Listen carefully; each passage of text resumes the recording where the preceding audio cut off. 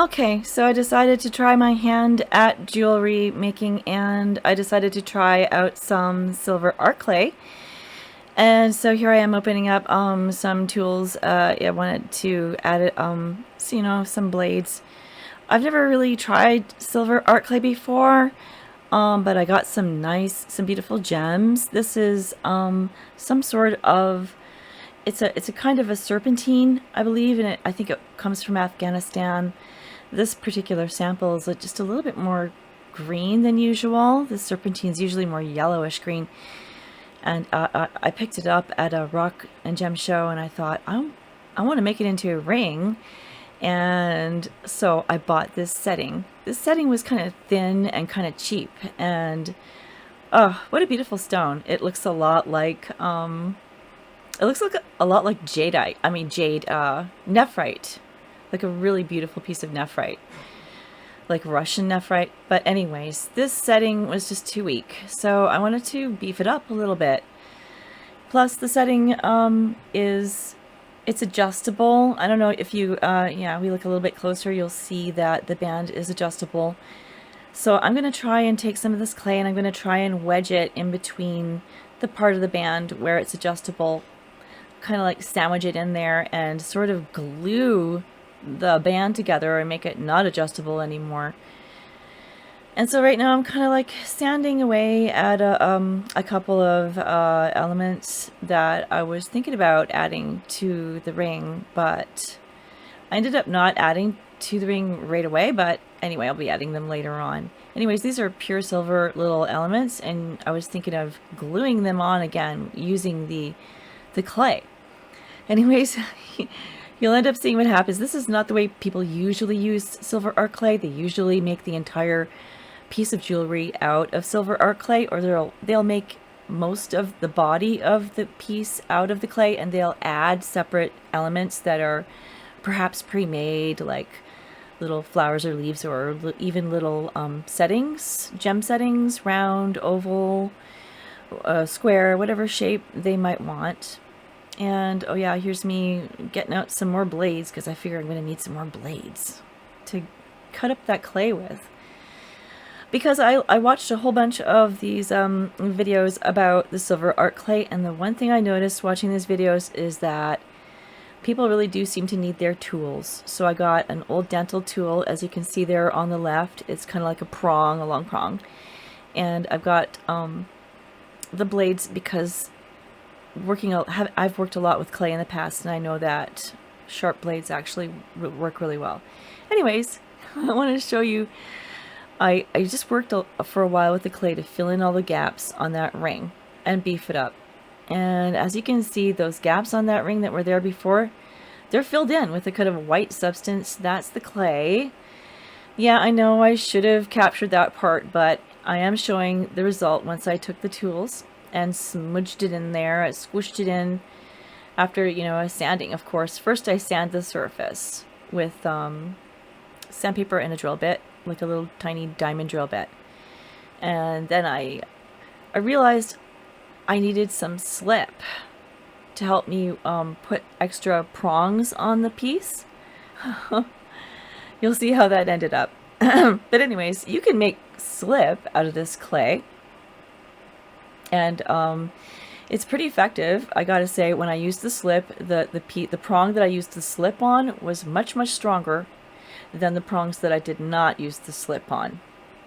So yeah, I would highly recommend using slip. You just take a chunk of clay, preferably with your tool, because boy, this stuff is really sticky, and it'll stick to your fingers really easily. So I like to use the tools as much as possible. And anyway, then I added a little bit of water using, I figured a spray bottle. A little spray bottle is very handy, because you don't always want to dissolve all of your clay into a brush. Anyways, I mixed it up with a brush because I'm going to be applying it with a brush. You just mix a little bit of water, like a couple drops or a little spritz from the bottle, and a little chunk of clay in a little wee bottle or some kind of container where you can keep it sealed and stop it from drying out. And you mix it up. And then once you've got it mixed up, it makes a sort of a mud. And it does it pretty quickly too, as you can see. I just mixed a little bit. Now I got a muddy mud on the end of my brush with a little chunk. And I just apply that to the end of this prong that I'm trying to elongate, because I wasn't confident enough that the prongs that were already on the ring were going to actually hold that big fat green stone. So I wanted to make them just a little bit longer. Yeah, because I knew they were not going to hold it unless I did make them a bit longer. So, oh yeah, and there's me filling in with a little chunk and some slip in the back behind there where I filled in those cavities in behind the ring and on the side of the ring where it was so hollow and so weak. And here's my new Dremel torch. I've never had a torch before. Never, not even for cooking. This is a new dangerous thing for me, so it's kind of fun, but I want to warn all the children, don't play with torches at home. And some of the adults, of course. You guys, some of you adults, you know, shouldn't be playing with torches either, but anyways, just joking. Anyway, wow, so this freaked me out. This freaked me out, so I'm just gonna stop talking for a little while and watch. It turns a bit red.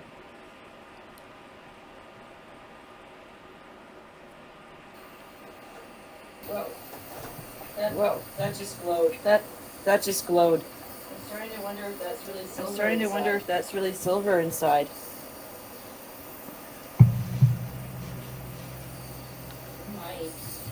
Oh my. Oh, it actually moved it. Oh, it actually moved it.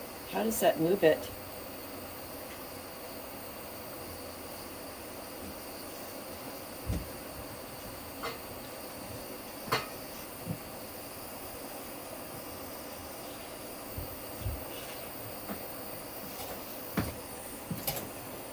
It's getting scary hot. Oh my. Oops. I'm interrupting myself. I don't think it's supposed to get quite that red. I think it's supposed to get just a little pink, so I'm not sure that ring is pure silver all the way through. I don't even know what's going on here, so. But I'm seeing the prongs that I applied just kind of melt. They melted, and they're turning into globs, which is what silver is supposed to do when it melts. So clearly it's getting too hot, and I need to turn my torch down so it doesn't glow bright red. If any more experienced jewelers or may happen to watch this, please, you know, fill me in on what I'm doing wrong, because I have no idea what I'm doing.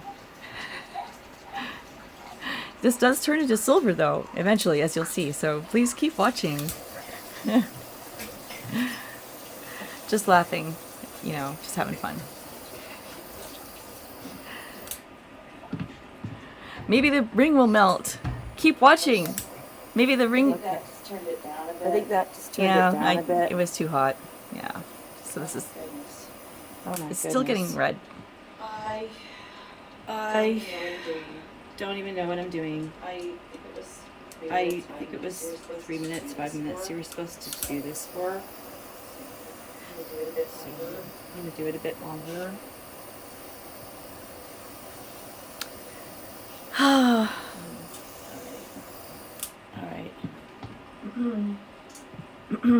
Wow, yeah.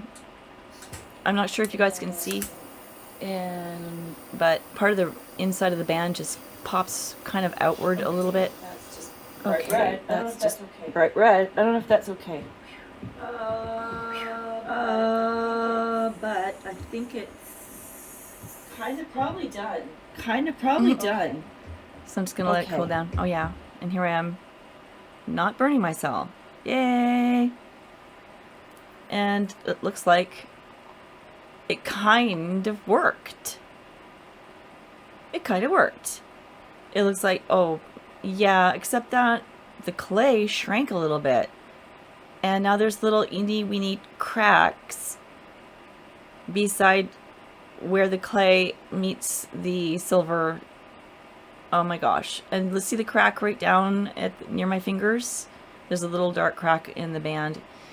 Yeah, that wasn't there. It shrank. The clay shrank and created a crack there. So yeah, I might be able to fill it in with some more clay, clay slurries, clay sludge, slip, but I'm not sure if I will continue with this plan. As you can see, you can just scratch it up. It's neat because after you fire it, it turns all kind of milky white.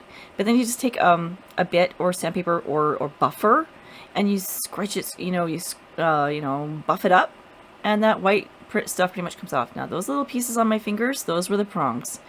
Those ended up snapping off because they just didn't bond properly. The one that snapped off the least easily was the one that I was applied with the slip, with the most slip.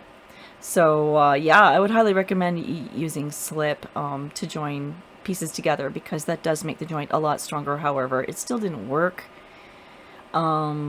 So I might have to change the type of clay that I'm using. I might have to change my strategy somehow, but hey, I'm learning. You can see the little cracks. The little cracks, I'd have to fill those in and refire it. But I mean, as a first time kind of try at seeing how silver clay works, it was highly educational, and I can probably still salvage this piece in the silver, or at least the silver anyway, because hey, guess what? That is now silver. As you can see, it's very shiny, and that's because it is now silver. It's fired, and what was once clay is now hard, shiny silver. So yeah, the stone still fits too. So we failed with the prongs. However, the piece is now glued together down near the base.